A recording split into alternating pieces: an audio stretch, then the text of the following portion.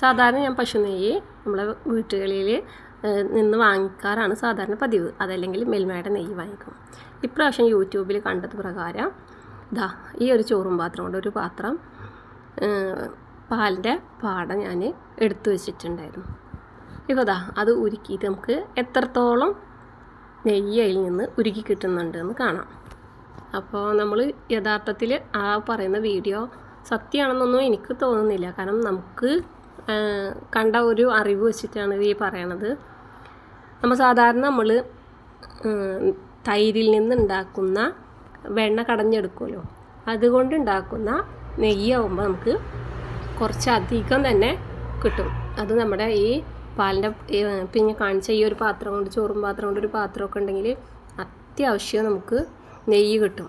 നേരെ മറിച്ച് പാലിൻ്റെ പാട ആരും എടുത്തു വെച്ചിട്ട് എൻ്റെ അറിവ് വെച്ചിട്ട് അതുകൊണ്ട് ഒരുപാട് നെയ്യൊന്നും ഉണ്ടാക്കാനൊന്നും പ്രതീക്ഷിക്കണ്ട കേട്ടോ.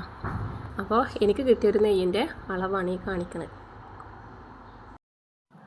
ഒരു 2 ടീസ്പൂണ് നെയ്യാണ് ഇത്രയും പാട എടുത്ത് വെച്ചിട്ട് കിട്ടിയത്.